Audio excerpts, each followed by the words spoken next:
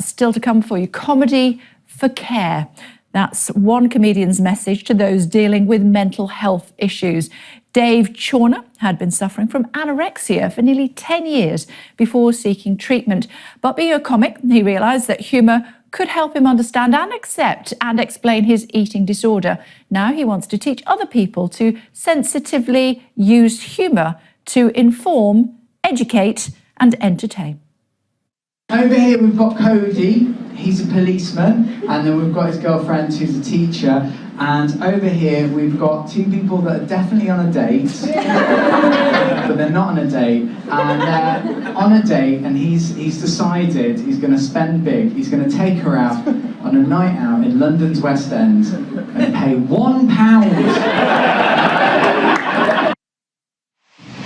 Well, the founder of Comedy for Care, David Chawner, is joining us now. Hello to you, David. Thanks for joining us on the programme. You are combining comedy and care for mental health. It's not really something that people generally consider to be good bedfellows.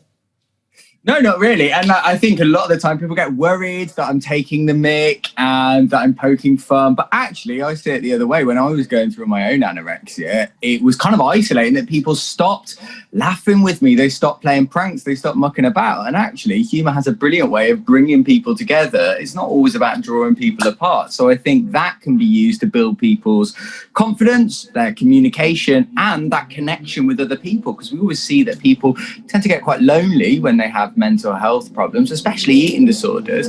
So actually using this, it can help combat that, but also provide a platform for them to quite literally stand up for themselves. And is there a danger, because sometimes it can touch a nerve, can't it, comedy? Is there a danger of potentially offending people? There's always a danger of offending people, and I think it's a really good point, and that's something that I look at in the course. There's a couple of things you've got to think of when you're writing a joke. Firstly, it's what's your relationship to that topic. Secondly, are you punching up or punching down? So are you critiquing people in power, or are you bullying those who have less power below you? And also, what is your ownership of that topic? So, for example, if I talked about being a Canadian single mother, you'd think, well, what's he know? And quite rightly, I know nothing. Whereas if Catherine Ryan does, then that comes from a place of knowledge and experience. So that's something that we do cover in the course. Indeed. Tell me about the course.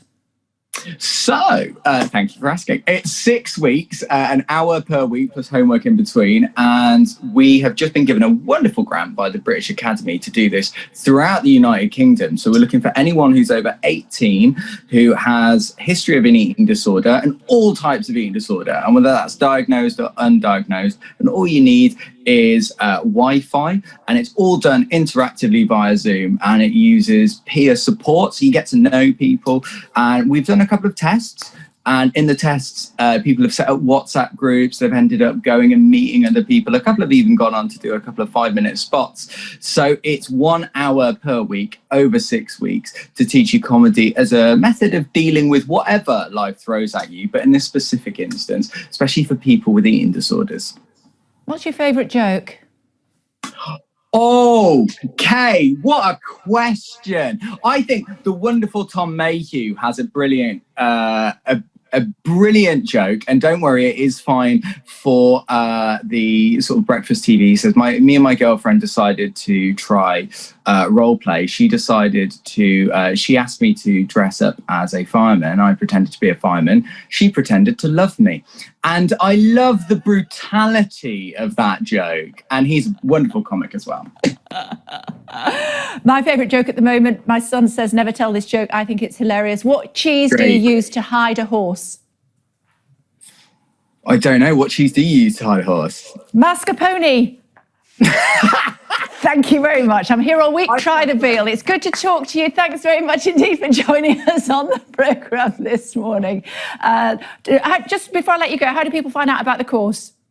Yeah, so they can go to comedyforcoping.com, or they can email me info@davechawner.co.uk, and all pony jokes will be available on that website.